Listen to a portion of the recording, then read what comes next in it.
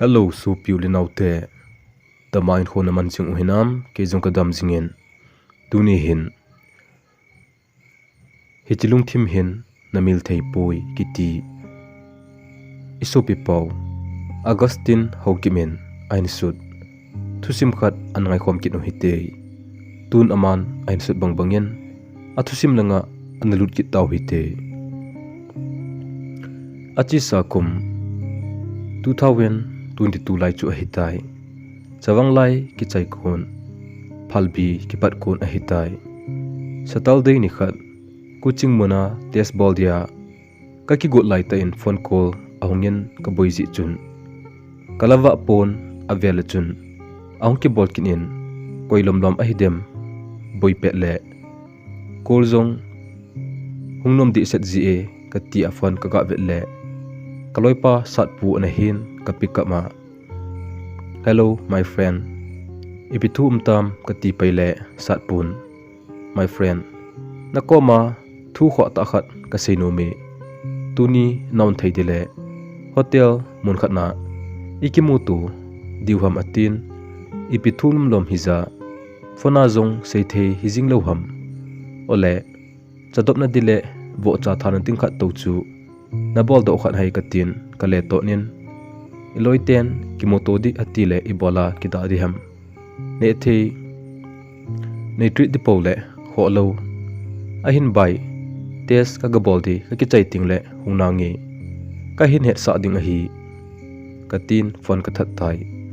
kaloi pan ginchat phalo wa kimoto ding thukho ta seding ati achun eilung the sa le in epi hile test ka ki bol phon hen izole ke tho tho ding ka tin test ball ding achun ultimate ka hin zun tai exam hol sung jing azong chun kho ta ati chu kalung the pi le jingin kin jong ka het het chu katik ngen nidang test to panglo ta chun madiwa ka samit jingle sarpan song son tuni chu ipiti ham nakinon alom lo me atin sir emergency a kapot do na ding kin kho ta khat umale katin khongpot pai tai kaloipa ka kolpa in bai hoi akimoto ding na ti ham ka ong tai ka ti le lizara accelerate building top floor hinjono nangbo nakinga hitai humkino o atin kino thimta chun bizang family len ka zonin amon ka gatun le pamlanga kaloipan ainanga in loipa thangpu le minlun jong hungding a hi on the way a hilune any loot phol hite atin asung kalut hunle table number 3 6 seater achun kaloipa dongmunu le numei max kibol khat ato ka galmun my friend hoila koi samsau ho nan puiham ka ti le thi bein kanong hinjui o all het nanate atp in table ka kalun thun chun le thei tamta an order oven aya bai koi birthday monday na ti lamlam uwa ne thei hizat koi ne sa de katin satpu dongmanu chu ka hopin message se lo bachun choi naloinu min ipiham hoilai hona kaga atile kisai chai nai lo bachun amax ain la dole bokaten ka chomang di chene aji chu hichinumai nu hi koidang helo kaiman high school simlai apat kan dei pen le kan lungsit pen ai tia ka sumil thelo nawling ane hi e kinjong ama thu sei sa man lo bachun naw hichilai a ipi nong bolham kilo motion a katin aji chu nawling hi numei kitup ta le mi phata anule pa phalna chawlowa pot lo chule thukho ta om lo le mo pot do lo mi a hi nawlingen kate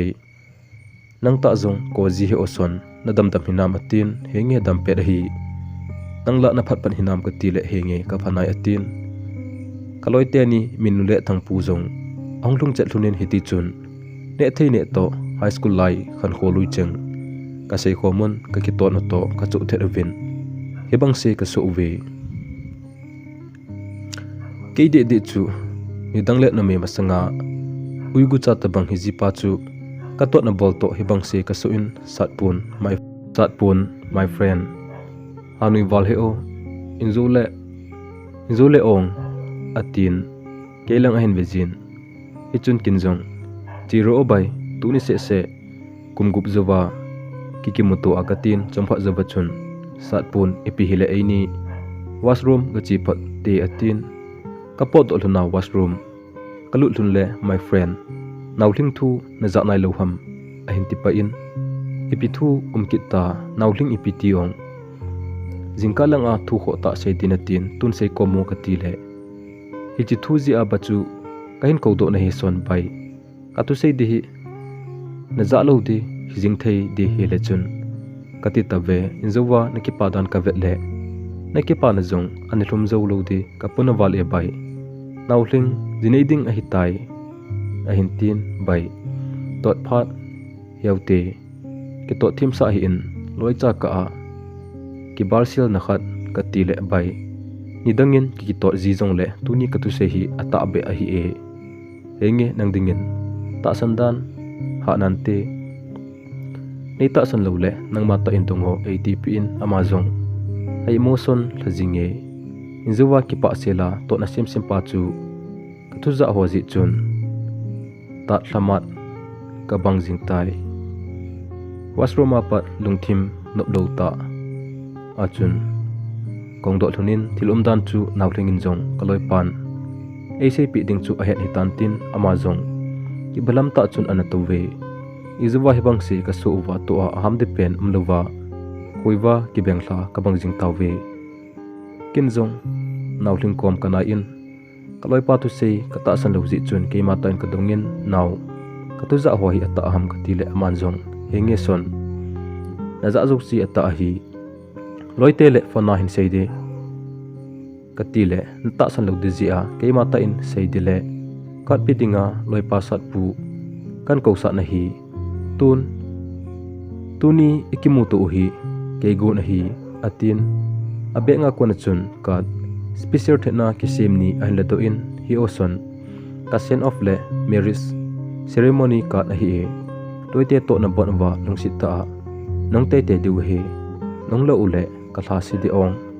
ka tau tho a hi nang ho nong lo ule ka kin alo theng lo wa ka gyal ti hi atin ke chula pasal ka hi bang achun kamit lin e don but pai tai atu sei chu ka kodin aza awang achun kalungthimin sandan le geldan ha sa asale jing e kat ip zo wachun son chun le zo chule pathin phat sa le thilgona igel mai du hijing e nalasi di jong ka hinai ipi hile ke anama satange tin bills abolin ke ho aidar tawe nawling kamching ta le ama ko ta kat kamu phan chun kidang kasan kala jong asin kaloi ho komachun ka kilasin hamin kat chunga kisun same words ling chu ka ven kap jong kap do thelo bachun angol banga chun ka chunga kisun chu ka simin kamit lin eidon but lei tan a hi kaloi hon e hlamon win bai leisit na nawling bo na mai nei sa ham amazo awang si hijing e nang bunga along sit di bon ki molaw dia atiwin eizol chan bachun kapona dew diwin gol numei phale hoi tamjong le keide hlen chu khatbo a hi nahon jong na hen chula gol katin kalasit tai lo chu adang omlo a hijing in nawling ka chan lo ti chu ka gel le kalai dip adamen anat tholu jingen zaitha nyam hjing e ke ho jong kongpa do win satpu le anonu jong achetan ke chu minnu le thangpu in kom na munchen e hung tha lun e in kalhun zo win jong kalungel asu sa om theipon kam na zo si ka vet na zo si chu kamo chimchimin abang le kadingin abang le kai muji in ka wa le jin hen la lungel ki chol thei di lo wachun uipi su mo hel ka bangjing e abang le kele ke thiemok ke chanin kaloi ho tu sei an ngai leng midang a helo dia ole e na tipna aphat hin phat le atin kam cheng ho hoilamba hitam I ati le tua ang dang sang dia the hidem tin kilasit tailo kabol thei dangda lo ipiwang aba kinei ham ki pana zong nikhat cha zong dai zo lo iti lunglen ka kipia ka kilamun wang achun ai thei Theipoi kadi ta khat midang ang abel de chu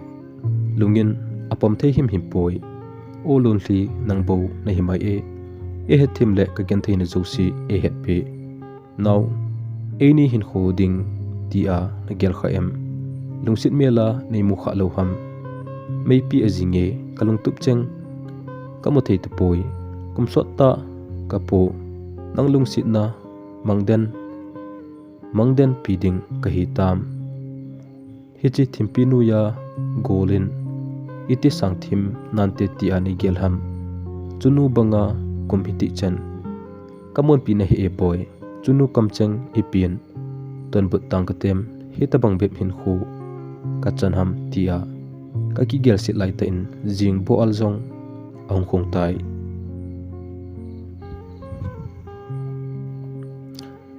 ni ko tha chun la kinep na tha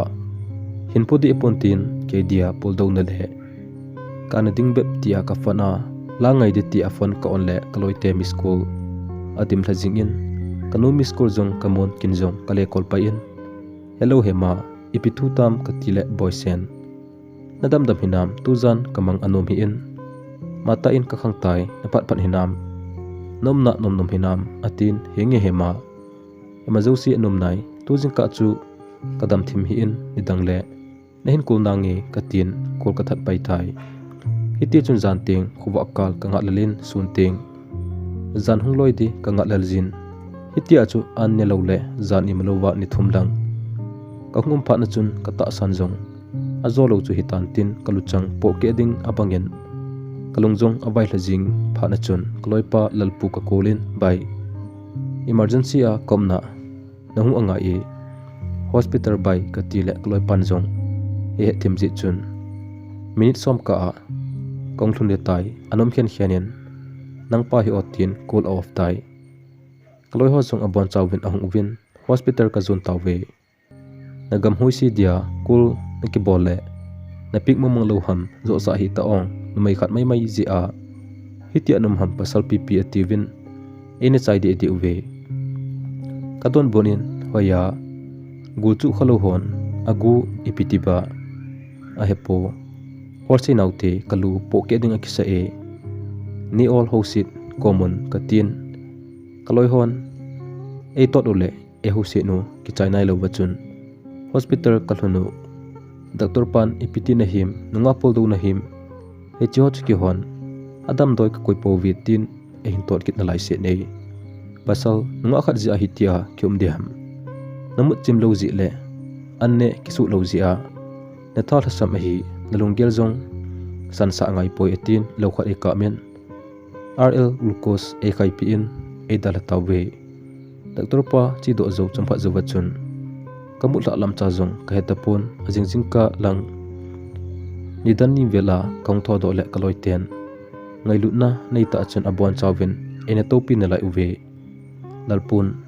my friend itia namang kisana chuti lasina kapna him ata zong na chimlo ham talom loma lungsit kiti zong le nangwang nawal momong thai apa chum talo dia kisa boita lo de ong atile kloi ho josien anbel buvin ehu siding akichu thojing uwe hupun bai tumai hen pasal hele ilungsit le ingai luna helo ho chu dalha da ve di hi atin jingka khuwa ko na chun hospital ka hin dal haun thangpu te ena chomkhat ki cholte le kisu ting dinga chun ka chi tawe kom chan chu kaloi hon ave zolo uchu hintin kalungthim ki chol na ding le ka ki pana kalungnup na ding achun gamvet molanga ki huila dinga plan agon chai south thu sap uwe chomkhat ka ki cholun anne chai pungsom vela chun thilelo ka ki go chai uchun gambet molang ka zon tawe keidi gelna a kaloite pala dan chu ka gele kamit lin einton but kintan thangpu in son na hiti le plan I cancel diu a hi o atin gol ai poi agel khil hi to hi chimi li hi ki pa na mi li hi buwe ke dia napan la dan ule ningai lu nau hi athu se hello ana to ta neve sa pau hi ka gele ka ki pa wala mi hlin elun khum hi na ho tabang loi pha ka nei hi wang pha ki sawali when a friend in need is a friend indeed. Friendships are forever. Kiti khu adi leen tuni value kasade se ne pungka tumzawin don pi kakalungun chelaya pan chun amol kahungkal uwang chun choljong umin hinla agam nup na le huiting sel sel chun thanup na zo asan sa in lellam aki hedo poi amol chunglam munjang lang achun zan gin ding ten ho kasiem to un an ho na ding ting ho ka chom ho mon zan an hun dizi kong ki se mot tawin kloi hon kilang tu ta chun son pun ahun di hi khat vinizana afan piklo zia punishment ane nga ia tiwin kanop kada ke bang achun an e hun son ane chai ting jong le bubel me bel jong asu thing na lai ding a hi or mo ngai poi tiwin amo nom ta chun la hlawin achu therwe ke chula ka changin ka kisilel the hi ane chai achun bonfire ka bolwin ka tu khomon phachi sa khan khului chang ka su khomon anom le jing e nawling ke dia kana zolti lai uzong ka seun hupun class 12 chai chaya midang achan sangin gujing taute kiti lai achun ananom pot phot le chun zongwang pha na hiding tunia na hiti gen thelo di hiza tun la emergency avai ge le ai thelo chula ahitan tua na bol thei pen chu ha sa le jong le chun namil jing tailo bol thei na nei te poi bai ipi hile mau ute simlai chapang ka hilai achun oi lauti atin ka sa ule lunga lang loading tin chen ang langin ke di chu simlai chapang ka hilai achun lungsit ipiham holchin lovin lanu nawling lungsit ka pen phatinin ka hin nga e namel mu loading kanom Theipoi ni lungsit loading kanom Theipoi tangpa dang sangding hita zong le chun nalung hejin lang lehin sangyen hechan chu kasa azile aban sa zom thailo bachun kanu ugui abingu abangji tai hitia khat ngai pul dawa kain khojong la jingding chen ki alunggel kanai phana chun kaloi ho kisan kom chen bizolo un am ho zo ali saun gol ibola nomi khat jia hi chen lunggel na nei ham naloite ki ho hi lunggel seina khamle na ki pana ka hi zolo utam ven iti chen hi zongle na gen thei ni le gen thei khom pi ding na ki pa ni le na ki pa khom pi ding naloite hizat kamuhila ibola nalung nyau ham phachi sa ho gel da tan nom chen ve zo ompoi chunga pan nang dia apa zo agun zo hin te tin la sa ka ngaun mei koi pumachun ka keulim tawwe hin khuwa sumil thelo de tusim itusimu sei chu te tin khat khanin ain sei so ke un ke phat hi achun kolte ki asi di jong om chompoi tua ka gen thei na hi khain khuwa sumil thelo din ka gele ka tila ipi hele nawling na hin lungsit phat dan khan khului chang chu hin serin atiwin kinjong seinom lo sa sa achun seiding ka thitai khan khului chang le tusim hungki pat dan hiti hi achisa 2013 January 14 chu hitai insung ken thei le jong le kanu kapa le kaunu pha sa na zala chun imphal lama lekha aban simjam dia imphal lama hungkai ka hi ta sa damona kanei zia class 6 to class 7 chu break kanalan class 7 adin admit kana bol kine kumni break zowa lekha tha bia hin sim kit chu za cha zong ome aji chu kebe son class 9 asim gamtan ke 7 a ka kita pat chu thilnom wang ai sampoi a hin khununga kaloi kul ka pha na dia insung mi thilgun a hi chu ka hen ke pa ta school khongkai kit a hi pathilung sin a zala chun school nei tele zilkung ho zo si lungsit na changkhan ke ti chun lekha sim thanu be na APA ha chale jong le kele ke chu ka ki ham bol le in school monthly exam ho wang chu ni ve ham kana failin henda ka tom pan zala chun ni ve ka fail zuwa pan chun ka hong pass pan thai hiti chun phat an chal chalin kumke khat lang pi an hi do tan school le hostel a loi ho jong ka hi nei pan tan chubana school le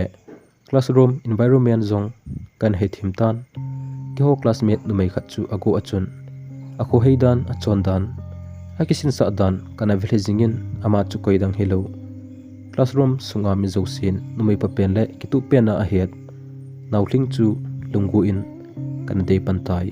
ama hi numei phata mi kita chondan khandan thim chule lekha zong thim hi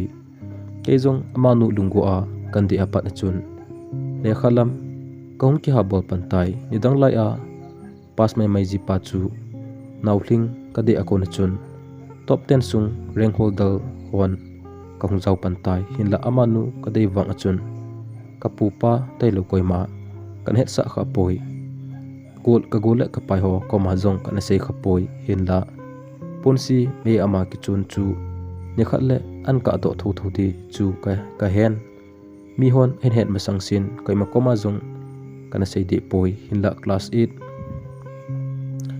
kain sim wachun kin jong ama kan dei na chu asang tul tan ka dei jong loi te le classmate hon jong ain hepan tawe ai zo si chun pha asasu ke jiwe aji chu ke ni hi class sunga dia ve ton le ve zui theipe na ene nei u dan a hi kin jong mi banga le khathim ka hi be lo wang achun kanu le kapan mai chama ene til khojing a hi ji chun khan khondun kho kan he tho ji chun zilkung ho le kloi ho ngai lut na kana chang ji e class 8 kan sim wachun classmate zosia eloi hichi jong le loi cha mi gu satpu thangpu lalpu min chon min lun chule ke sunpu chu kong ki havop de set ove kaloi ten jong nauling ka dei chu pha sa le un etil khojing uve class 10 ichai ting ule nanga dia izol diu anup lo kha jong le gu the ham nanga ai te te ne dia lampi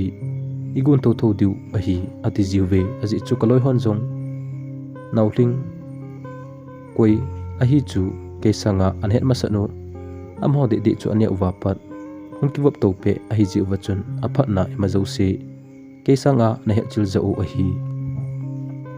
hiti chun phat a chen class 9 lai wanga chun nauling ka de chu school kisan a hello be set chu om te poi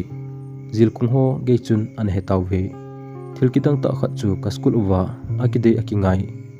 mi de chan ho hi zilkung hon ha ta in ana za dawin hinla kin nauling ka de chu zilkung hon e formula uwa chun ka class teacher pau de di chun e pa sa pi le in koi formula chun nauling ta bang no mei pha na jidia nekimule nehin kho sanamu sanga wiwang papa nahi zo na lai ding a hi hlaso hi be in tin enetil kho zo ji e mil teacher no in jong pha en sa pi le in lungtum hi namor so te in anati ji e nauling jong ka dei chu amata in jong aki het hi tai chule au pa to hostera khom ka hi ji wachun anaw nu ka dei dan ho ka sei ji le aman jong a he themin naki hel do le nang wang phat chula anati ji e hutia kana dei le wang achun kana zol ngam poi aji chu kale kha simlun asu boy di wang chu kana nompon metric board exam chai zoting helding achun ka gialin apha chu kinem ta in kana ponga thojinge chugo helo wachun nauling ka deile kalong sit chu kanu kom en jong kana seijin aman jong tun lekha sim isu boy sa hi lang lekha hoitin simin lang nami do nunga aphat atlin ting cha ki do mintin ki thum nan te tin eina hlamon jin eina til kho ji e hiti chun hetman lo wachun class 10 kaung hi do tawe skula senior pen kaung hiule responsibility anglin deutan chondan khandan chule thimvet lama junior ho ve jui thei ta ding ngai tan board exam piding ma ka hi ji wachun akoi koi chu lekha sim ka ki ha bol le ve ki ho bes wang ipilam hile ka kilung tu le un til apha cha cha bole kiman cha ka thip ji wachun zilkung hole school nei ten jong ekine pi le ve asei ji win na ho be si na za chu mong mong ve bes kilung tu pen le kine pi pen nei na lai ve tin zilkung hon ahin sei ji ve ki ho be si sports a hiting thanom ta le gun chu ta chun anup na thei za tum chum kapoda un chuma chun thimve lama jong ka ki te to pe ve annual day kam teacher day jong chu kumdang sang achun ki ho bets li na kum chu mi zo si no ase thei su ke ve school activities zo si chu anup na thei pen le pe jui thei ding achun kilong to ta chun kalam ove chuti hi ji chun ki ho bes chu zilkung ho hi hen junior ho hi le mi zo sin nom ase thei le jing uve junior hon ase jiwin no ho bes na po do ting le school jong anup nom ta ponte atilu jiwe senior ho schooling last day ni a farewell e borpi uchun junior hon e it walvin na me hodi di chu akap jong adim set win leimela kimokit loading e ba sa ve ke di chu mi ngai lut ka changin kale khapu ka uniform gejin aki chu tho ve high school wang anup na thei penin kanamang ve high school lai adia sumil thei loading ho chu annual day kam teacher day annual sports meet home science practical day shooting excursion to Hopum Valley ho hi metric exam bol de kahi ji wachun class 10 josi a camping khang taw ve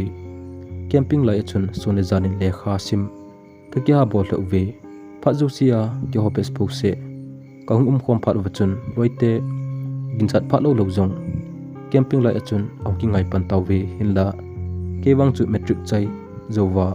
kadai pen le kalung sit pen nauthing koma kalung gel josi le kadai na kalung sit na ho kem chang ta a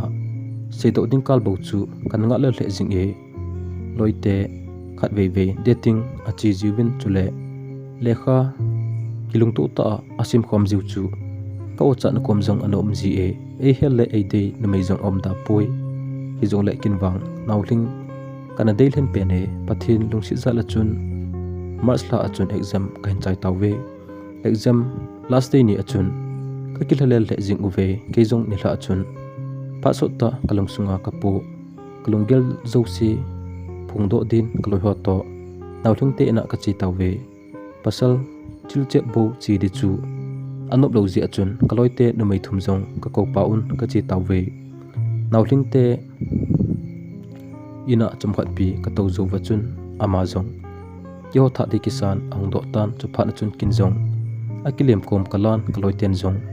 e he them chi wachun pha e piwin kin jong kalunga kapo zo si chu seila di ka tile ekila pe bangin kalunggel amangjel jing e hera kom hiti chan kinga katin sei thei mo sa sa chun kaban seila jing tai ka sei chai achun na sei chai hitam na po gi zo si na sei chai chu nalung nawa tantena kin jong nei dei le leilung sit so na pat ka hen hetai son nup mo na injong geldan lang tua aphat jong hinai lawa class 10 ichai panbe mo hija ipihile aphat hungum na lodi ham tun lungsit lama jong ka kisaboi nom nai poi atin adang ima seita poi ken jong kadon bunin akho di hi enaw nang sei chu adi nai mo a kalung sit na hi in het pi intia sengam delsa sa alung sit thim thu kahin dal jing a hi achuti le aphat len phat na ti chu ananga mai tangi katin kloi hola chun khongjaw ki hlun tai chomkha zowin nawlingen ke jong kile tangi loite na bonun mangpha atin kongki khen tawwe kaloi ho chun edongun epitinam atiwin emajosi ka sei pi le kinep na to wang abang poi epi hele nanga hat ngai ta chula onglung ding kinep na hithowa atiwin ke jong hostel a engle thawin ke holai cha jong ka kilhelel le jing uwe metric exam ke chai achun kaloite pining achiwin ke wang chu ke wang chu ki zending le vacation ki go machun ko unu umna Bangalore kana zonin metric result ki phone ka chun ka hungum tane patilung si zala chun port result ki phone chun mi khaleni ham chu compartment in ahungin adang zosi ka pasun pass percentage 98.9 lang ahin school record zong kana break uve aji chu ki hobet si first division a hung tam na pen chule school adia percentage sang pen mu zong kan he uve higher secondary wangchu munchum che chun kongkai tawve classmate atam zole ki holoi cha keile milun teilo chu adang zosi impar sunga akai danun keni wangchu ccp lang kongkai lodin school chom che chun ka kai lune hizong le dungmon om chome suti ho om tingle kangdo khomji lonin loite in impala kalungji lune abang le in lang papelo wachun suti chu nom ta in loite ina komden ji lun in ngai lo ta le kyom to ta chun ka kiwop jiwin loi khat in pen pen achun ka gi khom jiwin jan le loite mei ho vil the ka vil jiwin ke di gel nan nauling te enjong suti kongsi lun le ka phate jiwe hiti chun suti ki chai ting ki thlel ta chun ka kile ki ji lun e hitia le khasim masat pama hin kho kahin man lai wachun het man lo wachun class 12 zong kan chai do tawe class 12 kahin chai jing un zong nauling alung aki heidi nai poi alung gel abe be ahina la in kloite hon ase jiwin ama hila nu mei pha hin midang achan sangin ama ki gel ha lo thum lovin gujing uti chuti lo le konung le nu mei pata hlasu I hidu nong kisi ka e tien to le ta chun ase jiwe class 12 ka chai zo un jong loite imphala akaina lai un keile loipa milun chu maulanga ba kana sim ki lun e suti hi a imphalam chite kananga al le ji e graduate kasim lai ohin kaloi numei hon naulinga kon ka move on jing din nsa jiwe kumgu kumski lang lungsit ta a tu chana zong anop lo le ta san ta poitin an se jiwe nauling ka chan lo ti chu kana nom ji pon impar ki pha si le amel mu lo di bon kinom ji lowa epi mu fon na sei uham kain khuwa ka thla so ding hi nom ponge tu ni chena kanu ban ta nu mei pha ka het ama bo en lai e ka ti ji e golte seding tam ta om jong le he chena chun chai tange detail ta a isei ule phadin eto lo diu I khuwa lo te diu hi nidang le se taute ki chol do din ki vaisa ute ka tin ka tu sim sei chu ka ngatai hiti chun phadin ni kho an chal chalin het mal wachun chawang an he do tan phatip sa nauling jineina dingjong nailam cha an he do tai toile pai ho whatsapp status sa invitation kan ho kamuji ting kana ponan kalungsung ting cha ki sun apang jing e kachunu koma thumdan ka seile lamdang asale epi hile pathin thilgona isan diu himai 18 eina hlamon ji e nauling kamil thei na din jong pathin koma kana tauji e koi milmala chun ka gen thei pi le in abangle akin masanga gu jing ding po ka gyalin hinla mi kitip na thutip sa hena sa suboi hi kiding jong ka gyal thei ti kit poi kalung gel chu vanele ke ka au min kahin khu again thei le ji e emazosi ei thei loading khe ta awang achun ka tha zo poi nang kalung sit na nagun tu sa puldon na lampi hi ho he phalo gamsa an hileng asandan thim nange lungsit ka het pan na hi ji in aimel didan ka he thim zo poi thagau neilo zulevan bon khan kho hei to thei idia tunia ke khan kho be bang a gimbol na nei pi ham naw hiche lungthim hin namil jong na dem nawlingin khatwe vele intexin in hlamon jin akina pangte dinga jong aung taw thoji e kin jong kadon put jin loite to khongsu ke du hi bola khongda du ham nakipania khongkipa pi zo lo ule ki ho jong choi di po winge ka hin khon chang zo lo ding hite zongleng loi cha I tho tho chume loi cha ki sanin kan la son poi naki pan dia ki sedal dia ready sa kahi tin amazo alung lit thein din kaletil khoji e phale ni kho an chalin zan khal library ka to pe ne hin kaloi ten in ko lubin by son jinghu hitai nautling sen of ding ni kho naki go loham tula na thip chanin atiwin gol kahinai hungle hunglo dizo kasa ka hi hungdila kalungthimin pojo pontin hunglo dila nauhlingin kaungte te na dingin avel vela tepna inei kinin nonglo le kalha se ding numo kasa ding antikinin anu ki sanin hungte te din in kowe loite epi hele lungno monan geldautin eloinu ki panadin ibon chawin akinin galat pe tin ka ki vaila tawbe ke hozong zo kham chun gift to ka kal song bin ke pa sele lunglai sele chun ka galhawe kin ke che chun nautling anula pan kaloite to e ko win ke chu sai pi khop khat ai selfie thunin ke pa thu zong asei thune anila achun kai momo hel jing in jingkhu wa le nautling alungde pen to pathin mina janggop hite ding chuka gele kalungin apam zo him pon laidip dama chun lungin pozo lo wachun mi hli chu chungthon go abang jingtai now hechilung thim hin eti milmong hen nati ham alang khana ka gel ki zile pathin mina lopi ta ajinei di chu ka ki papi ki jin zan kamut momman chun dari khat kala do in hitin ka ji e o nauling hulsin changma hilachun sandan thimnangi hinla tu a hinglai pul do dia neigun pi hi milzo mong nange tia nei gelham neida la ding ka ne apan achun lungthim ta sa athi ka bange ke neida la akipa ding na hi le chi in lasit nan jong sangpungi hinla na chi zana chun e gel do te in te tia ka gela chun hetman lovin mithlin elun khumji tai ahin khat ki pa na ding ai pole kisan nge lunglai selin lunli hi lungmai hen kenthe ke lunli hin nang ki pa na hinlut mai hen lang changdia lom himai tange tin asandan kijil mai tange neigun pi na ngai pol do hi neigo manluta bangin hichi kimna sungkula hin mangden pi mai tangi nakipan na chu kipana himai intin nalunglai na chu kelunglai na jong hung himai ta hen phothip thailo nang adia kalunggel haina hu kanei lai sia geljing ding ka hitai hin khochi sa hi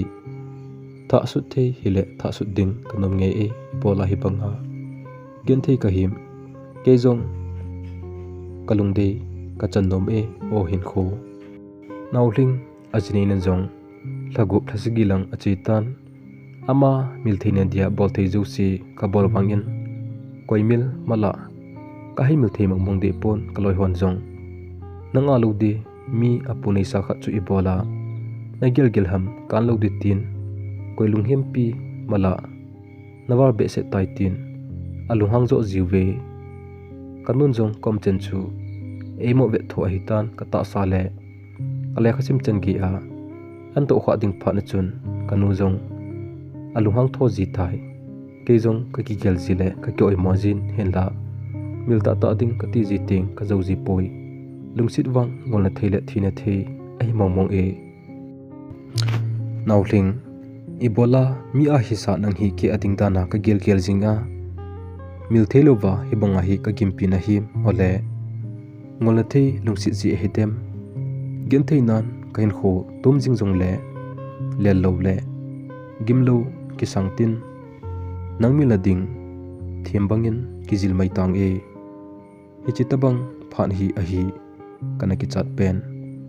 ahung thung khadem tin ka bol thei chen ka bolin hinla odo thei de lo e ki kon pi hin kho hi helesi na kisim mihing beb kai bowe kumhung lung ding ho azong nangen neigon pi ho ki pa tain sangnange lunli puma sanding hi zong le che in na selungin amon pi namunding a hi le kinzong kahin thatai ama wang na chi namon a gente nikisa kha le koiham khanin namil poi koiham khanin na gyal zinge koiham khan hi nanga ding a hi pole ahin khozong aphal ngami ti sumil hi o nawling chi na hi ta le na phungchan nan hungwang phanlang minu pha minu manlu hung hi te in o chale naw hing the in lang na hlun na in sungmi ke pana hung hi te jin i khan kho cheng hlun thusim hung hi mai tan te thusim aki chai tai lungsi di ta khat building wang thilnom he poi ta sanna nei wal hi in hianung ting puldo a ha wale lungsi sang pen zong koima mo pi hi in hianung ting puldo ha in ngol na theile thine thei zong a hi